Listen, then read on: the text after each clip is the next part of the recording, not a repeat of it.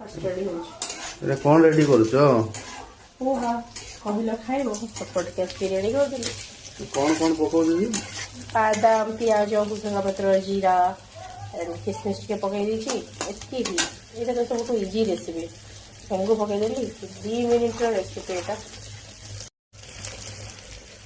अरे कौन पकाउछ? लूण टिके हल्दी बस एतकी।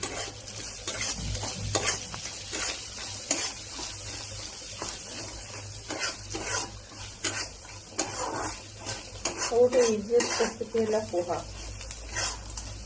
तापर मुझे धोई रखी चूड़ा ये कराब एड एंड रेडी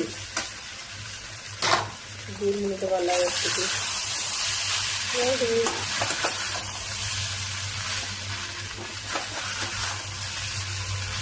यहाँ पर टिके देदेवे धनिया पत्र आउ लेंबू।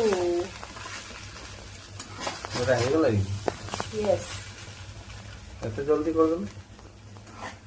जल्दी जाने जाने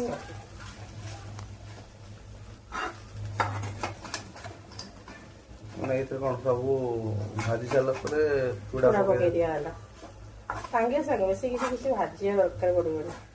चूड़ा को फ्राई करा जीवनी। हाँ एमती फ्राई करा टिके 2 मिनिट बस रेडी हो। मैगी लोक न खाई कि पोहा करिया भलो। पोहा खाइबा बेटर। देन ऐड करबा में धनिया पत्र एटा हला लास्ट लेंबू जहाँ को जते पसंद बस दे दियो लेंबू फिनिश रेडी टू ईट। ओ गरम गरम या सहित जहाँ को जहाँ पसंद मते दही पसंद। चलो तुम ए जाओ तुम पाई नहीं जाऊँ खाई कह केमती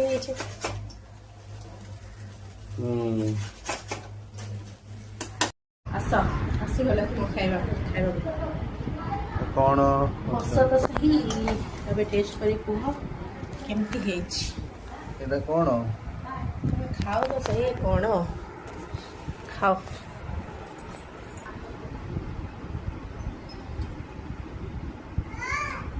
केमती